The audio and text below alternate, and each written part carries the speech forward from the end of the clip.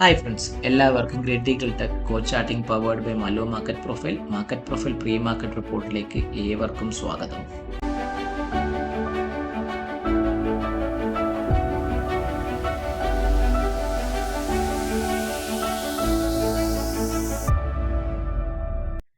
എനിക്ക് നല്ല അസുഖമൊക്കെ ഒട്ടും വയ്യ. നല്ല പനിയും ജലദോഷവും ബോഡി പെയിനൊക്കെ ആയതുകൊണ്ട് കുറച്ച് ദിവസമായിട്ട് വീഡിയോ ചെയ്യാത്തത് കൊണ്ട് ആൾക്കാർ പലരും മെസ്സേജ് അയക്കുന്നു. അതുകൊണ്ട് മാത്രമാണ് ഞാൻ വീഡിയോ ചെയ്തത്.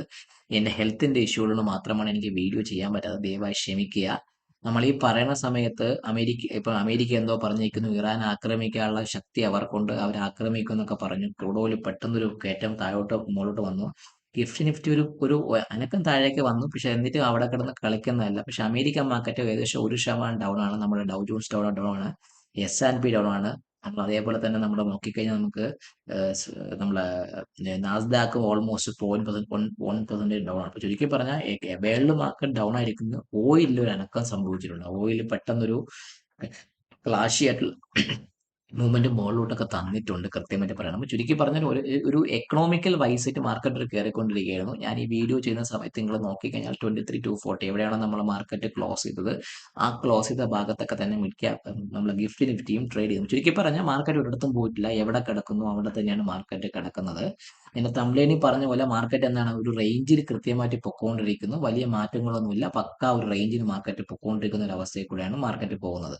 സോ നമുക്ക് നോക്കേണ്ടത് ഇപ്പം ഇന്ന് മിഡ് ക്യാപ്പിനെ കുറിച്ച് പറയുകയാണെങ്കിൽ, മിഡ് ക്യാപ്പ് ഒരു ഓപ്പൺ ഓപ്ഷൻ ആയിരുന്നു. ഔട്ട് ഓഫ് ദ റേഞ്ച് തലേ ദിവസത്തെ ഹൈ ക്ലോസിന് കൊട്ട് മുകളിൽ ഓപ്പൺ ചെയ്തു, ചെറിയൊരു ഗ്യാപ്പിൽ ഓപ്പൺ ചെയ്തു. ഒരു open option out of the range ആയിരുന്നു.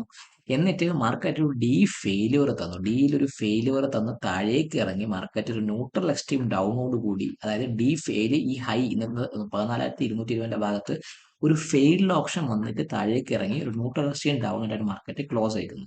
സോ മിഡ് ക്യാപ്പിൽ ഒരു ട്രേഡിംഗ് ഓപ്പർച്യൂണിറ്റി എന്ന് പറയുമ്പോൾ ഈ നാളത്തേക്ക് പറഞ്ഞാൽ ഈ 14,130 മുകളിൽ മിഡ് ക്യാപ്പ് സസ്റ്റെയിൻ ചെയ്യുന്നുണ്ടെങ്കിൽ ഈ POC ആയ 14,129 ഭാഗത്തേക്ക് മാർക്കറ്റ് വരാനുള്ള ചാൻസ് വളരെ കൂടുതലാണ്. അതാണ് നാളെ മിഡ് ക്യാപ്പിനെ സംബന്ധിച്ചുള്ള ട്രേഡിംഗ് ഓപ്പർച്യൂണിറ്റി. ഇല്ല എങ്കിൽ ഈ 14,270 മുകളിൽ സസ്റ്റെയിൻ ചെയ്തിട്ടുണ്ടെങ്കിൽ അവൻ എങ്ങോട്ട് പോവാം, ഈ POC ആയ 14,355 14,400 ഭാഗത്തേക്ക് മിഡ് ക്യാപ്പ് പോകാനുള്ള ചാൻസ് ഉണ്ട്. ഇനി സെല്ലിംഗ് എന്ന് പറഞ്ഞാൽ ഇന്നത്തെ ലോവർ ലെവൽ പൊട്ടിയാൽ മാത്രമേ ഒരു സിഗ്നിഫിക്കന്റ് രീതിയിലുള്ള ഒരു സെല്ലിംഗ് മിഡ് ക്യാപ്പിൽ ഞാൻ പ്രതീക്ഷിക്കുന്നുള്ളൂ. ഇല്ല എങ്കിൽ ഈ ഒരു റേഞ്ച് ഇങ്ങനെ മെയിൻറ്റെയിൻ ചെയ്ത് പോകാനുള്ള ചാൻസ് ആയിരിക്കും മാർക്കറ്റിൽ കാണുന്നത്. ഇതാണ് മിഡ് ക്യാപ്പിനെ സംബന്ധിച്ചുള്ള പൊതുവെ ഒരു ലെവൽ, ഒരു സ്ട്രക്ചറൽ ലെവൽസ്. സോ നമുക്ക് ഇനി നോക്കുകയാണെങ്കിൽ മിഡ് ക്യാപ്പിനെ കുറിച്ച് പറയുകയാണെങ്കിൽ, മിഡ് ക്യാപ്പിന് ഇനി അടുത്ത് നോക്കേണ്ടത് നമുക്ക് വരയ്ക്കാനുള്ളത്. മിഡ് ക്യാപ്പിൽ നോക്കിക്കഴിഞ്ഞാൽ 14,129 ഭാഗത്തേക്കാണ് POC. ഞാൻ POC വരച്ചിട്ടുണ്ട്. ഇന്നത്തെ ലോവർ സ്ട്രക്ചറായ 13,950 താഴെ മാത്രമേ ഞാൻ ഒരു സെല്ലിങ്ങിനെ കുറിച്ച് ചിന്തിക്കുന്നുള്ളൂ. അങ്ങനെയാണെങ്കിൽ മാർക്കറ്റ് 13,900 ഭാഗത്തേക്കും അതിന് താഴെ 13,845 ഭാഗത്തേക്കും അതിന് താഴെ 13,790 ഭാഗത്തേക്കും വരാനുള്ള ചാൻസ് മിഡ് ക്യാപ്പിനെ സംബന്ധിച്ച് കൂടുതലാണ്. ഇനി ഈ ഒരു ഹൈ കണ്ടോ, ഇന്നലത്തെ ഇപ്പൊ വാല്യൂരിയ ഹൈ 14,165, അതിന് മുകളിൽ മാത്രമേ ഞാൻ ഒരു ബൈയെ കുറിച്ച് ചിന്തിക്കുള്ളൂ. അങ്ങനെയാണെങ്കിൽ ഇന്നത്തെ FA പോയിന്റ് വന്ന 14,220 ഭാഗത്തേക്ക് പോകാനും, അതിന് മുകളിൽ ഈ വാല്യൂരിയ ഹൈ 14,270 ഭാഗത്തേക്കും, അതിന് മുകളിൽ നിൽക്കുകയാണെങ്കിൽ ഈ POC ആയ 14,357 ഭാഗത്തേക്ക് മിഡ് ക്യാപ്പ് പോകാനുള്ള ചാൻസ് ഉണ്ട്. സോ മിഡ് ക്യാപ്പ് ഒരു open option out of the range ആയിരുന്നു. ഒരു ന്യൂട്രൽ എക്സ്ട്രീം ഡൗൺ ആയിട്ട് മാർക്കറ്റ് ക്ലോസ് ചെയ്തിരിക്കുന്നു. 14,200 ഭാഗത്ത് മിഡ് ക്യാപ്പിൽ ഒരു സ്ട്രോങ് സെല്ലിങ്ങിന്റെ പ്രസൻസ് ഇപ്പോഴും കൃത്യമായിട്ട് കാണുന്നുണ്ട്. അത് കൃത്യമായിട്ട് മിഡ് ക്യാപ്പ് ഫോളോ ചെയ്യുന്നതുമുണ്ട്. ഇനി നമുക്ക് നോക്കേണ്ടത് ബാങ്ക് നിഫ്റ്റിയെ കുറിച്ചാണ്. സോ ബാങ്ക് നിഫ്റ്റി RBIയുടെ ഒരു കിടിലൻ മൂവ്മെന്റ് കാരണം അടിപൊളി അടാറ് കയറ്റായിരുന്നു. തിങ്കളാഴ്ച പോലെ എല്ലാവരും അടിച്ച് താഴേക്ക് ഇറങ്ങുമെന്ന് പറഞ്ഞ ബാങ്ക് നിഫ്റ്റി നല്ല രീതിയിൽ കയറിയപ്പോൾ ഞാൻ അന്നും പറഞ്ഞു ബാങ്ക്സിന് പോസിറ്റീവായ രീതിയിലാണ് വന്നത്. പക്ഷെ അതിനുശേഷം ഇത്രയും റാലി വന്നതിന് ശേഷം ബാങ്ക് നിഫ്റ്റിയിൽ ആദ്യമായിട്ടൊരു കിതപ്പ്, കുതിച്ച ബാങ്ക് നിഫ്റ്റിയിൽ ഒരു കിതപ്പ് ഇപ്പൊ ഞാൻ കാണുന്നുണ്ട്. സോ ഇന്നൊരു ന്യൂട്രൽ ഡേ, രണ്ട് സൈഡിൽ ഈ മാർക്കറ്റ് ഈ ഫെയിലർ വന്നൊരു ന്യൂട്രൽ ഡേ ആയിട്ടാണ് ബാങ്ക് നിഫ്റ്റി ക്ലോസ് ചെയ്തിരിക്കുന്നത്. POC 55,346 ഭാഗത്തേക്കാണ് POC നിൽക്കുന്നത്. സോ ബാങ്ക് നിഫ്റ്റിയിൽ സെല്ലിംഗ് എന്ന് പറയുമ്പോൾ ഞാൻ ഇന്ന് ഈ ഒരു ലെവലോ 54,800 താഴെ, ഈ ഒരു ഇമ്പോർട്ടന്റ് ഏരിയ 54,800 താഴെ മാത്രമേ ഞാൻ സെല്ലിങ്ങിനെ കുറിച്ച് ചിന്തിക്കുന്നുള്ളൂ. ഫസ്റ്റ് ടാർഗറ്റ് ബാങ്ക് നിഫ്റ്റിയിൽ 54,678, സെക്കൻഡ് ഈ POC, അതിന് താഴെ സെക്കൻഡ് 54,487, ഈ ഒരു വാല്യൂ, ഈ ഒരു ഏരിയ വാല്യൂ ഏരിയ ഹൈ, ഈ ഒരു POC 487, അതിന് താഴെ നിൽക്കുമ്പോൾ 54,274 പറഞ്ഞാൽ ഈ ഒരു വാല്യൂ ഏരിയ ലോയുടെ ഭാഗത്തേക്കും വരാം.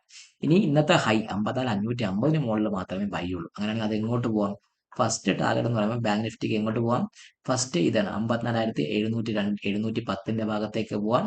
അതിന് മുകളിൽ 54,795 ഈ വാല്യൂ ഒരു ഹൈയുടെ ഭാഗത്തേക്ക്, അതിന് മുകളിൽ 56,107 എന്ന് പറഞ്ഞാൽ ഈ ഏത് ദിവസത്തെ പി ഒ സി 7th മെയ്യുടെ പി ഒ സിയുടെ ഭാഗത്തേക്കും പോകാനുള്ള ചാൻസ് ഉണ്ട്. അപ്പോൾ ചുരുക്കി പറഞ്ഞാൽ ഓപ്പൺ ഓപ്ഷൻ ന്യൂട്രൽ ഡേ ആണ് ബാങ്ക് നിഫ്റ്റിയുടെ ഇന്നത്തെ ഒരു ട്രേഡിൽ കാര്യങ്ങൾ പറയണം. ചുരുക്കി പറഞ്ഞാൽ 55,500 മുകളിൽ ബാങ്ക് നിഫ്റ്റി പറക്കാനുള്ള ചാൻസ് ഉണ്ട്. 55,500 താഴെ ബാങ്ക് നിഫ്റ്റി താഴേക്ക് വന്ന് ഈ ഒരു പി ഒ സി കട്ട് ചെയ്യാനും അതിന് താഴെ വേണമെങ്കിൽ ഈ പി ഒ സി വരെയും വരാനുള്ള ചാൻസ് ബാങ്ക് നിഫ്റ്റിയെ സംബന്ധിച്ച് വളരെയധികം കൂടുതലാണ്. ചുരുക്കി പറഞ്ഞാൽ ഇതാണ് എനിക്ക് ബാങ്ക് നിഫ്റ്റി ഒരു ആക്ഷൻ പ്ലേ ആയിട്ട് പറയാനുള്ളത്.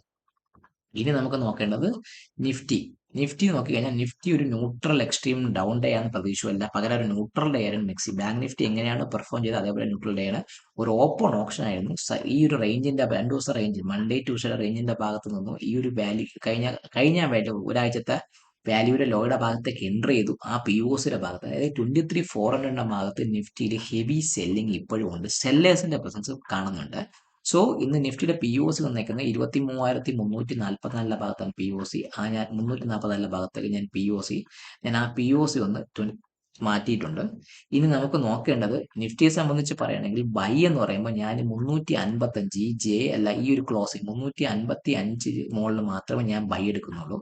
ആ ബൈ ഫസ്റ്റ് ഈ പി ഒ സി 23,404 ഭാഗത്തേക്കും സെക്കൻഡ് ഈ വാല്യൂ ഏരിയ ഹൈ 23,456ഉം അതിന് മുകളിൽ അടുത്തത് 23,500 ഭാഗത്തേക്കും ഒരു 21,500 ഭാഗത്തേക്കും പോകാനുള്ള ചാൻസ് ഉണ്ട്. സെല്ലിംഗ് എന്ന് പറയുമ്പോൾ ഞാൻ എടുക്കുന്നത് ഈ ഒരു 23,142 ഈ ഇന്നലത്തെ 2 ദിവസത്തെ വാല്യൂ ഏരിയ ലോയുടെ താഴെ 23,140 താഴെ മാത്രമേ സെല്ലിംഗ് ഉള്ളൂ. ഫസ്റ്റ് ടാർഗറ്റ് 23,90, സെക്കൻഡ് 23,000, തേർഡ് 22,958 ഭാഗത്തേക്ക് നിഫ്റ്റി വരാനുള്ള ചാൻസ് ഉണ്ട്. നിഫ്റ്റിയും ബാങ്ക് നിഫ്റ്റിയും ഓപ്പൺ ഓപ്ഷൻ ന്യൂട്രൽ ഡേ ആണ്. മിഡ് ക്യാപ്പ് ഒരു open option out of the range ഒരു ന്യൂട്രൽ എക്സ്ട്രീം ഡൗൺ ആയിട്ടാണ് മാർക്കറ്റ് ക്ലോസ് ചെയ്തേക്കുന്നത്. അപ്പം ഞാൻ ഇത് കൃത്യമായിട്ട് എന്താണ് കൃത്യമായിട്ട് ലെവൽ വരച്ച് അത് വെച്ച് ട്രേഡ് ചെയ്യാൻ വേണ്ടി മാക്സിമം ശ്രമിക്കുക. വീഡിയോ കാണുക, ലൈക്ക് ചെയ്യുക, കമന്റ് ചെയ്യുക, സബ്സ്ക്രൈബ് ചെയ്യുക. നിങ്ങളും ട്രേഡ് വീഡിയോ വെച്ച് മറക്കാതിരിക്കുക. Happy trade.